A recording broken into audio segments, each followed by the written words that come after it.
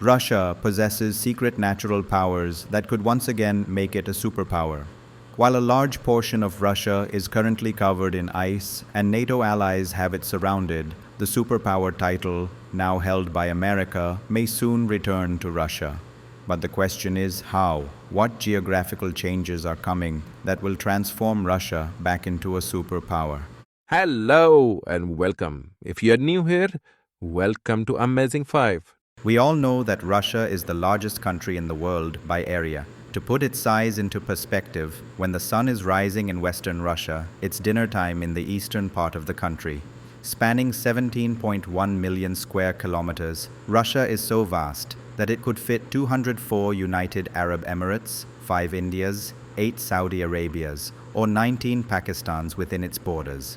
Not only is Russia massive in area, but its land also holds some of the world's largest oil and gas reserves. It ranks first in natural gas reserves and eighth in oil reserves. According to a 2021 survey, many European countries are completely dependent on Russian gas. On average, 40% of Europe's gas comes from Russia. This means if Russia were to cut off the gas supply, it would have a severe impact on the entire European economy. Beyond its vast and resource-rich land, Russia is also a major exporter of wheat. It supplies the largest share of wheat products to the world, accounting for nearly 18% of global exports. However, alongside these advantages, Russia's geography presents a major problem that continually holds it back from becoming more powerful. The issue is that a large part of Russia is rendered useless by its extremely cold climate. This area, known as Siberia, has an average annual temperature of just 0.5 degrees Celsius. The coldest city in the world, Oymyakon, is located here, where winter temperatures can plummet to an astonishing minus 71 degrees Celsius. Because a significant portion of Russia faces extreme weather conditions, its population is relatively small for its size. Furthermore, 75% of Russia's total population lives in just 20% of its territory. This is a problem Russia has been trying to overcome for centuries, but so far, without success.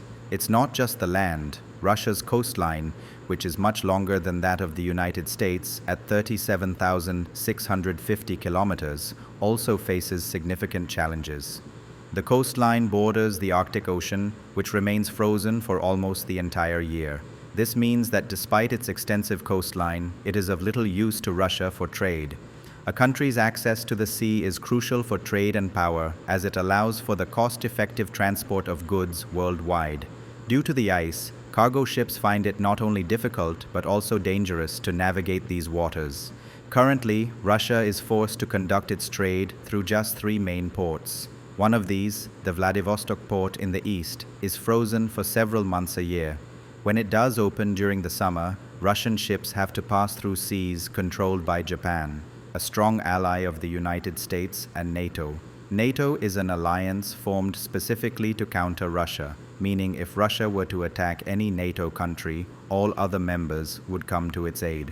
The second port is St. Petersburg, which faces the same problem of being frozen for many months. In the operational season, ships must navigate past several countries that are either NATO members or allied partners. The third, Novorossiysk port, is located on the Black Sea in the south. While ice is less of an issue here, ships must pass through a narrow strait near Turkey, another NATO member. Although relations between Russia and Turkey have improved, the threat remains. Despite these significant limitations, Russia still ranks 11th in the world by GDP, gross domestic product.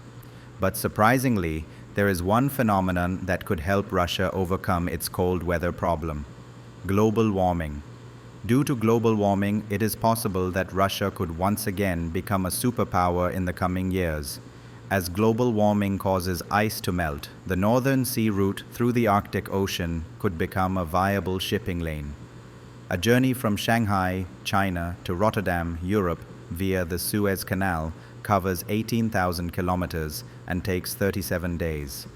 However, with the Arctic ice melted, A new route through Russia would be only 10,500 kilometers and take just 22 days. This would save Chinese companies millions in transport costs, and in return, Russia would earn hefty toll fees for passage through its controlled waters.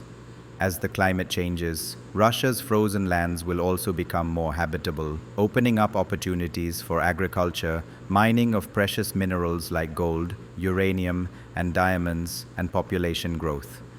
While rising sea levels from melting ice threaten to submerge the coastal cities of rivals like the United States, most of Russia's major cities are located more than 600 kilometers inland, safe from this threat.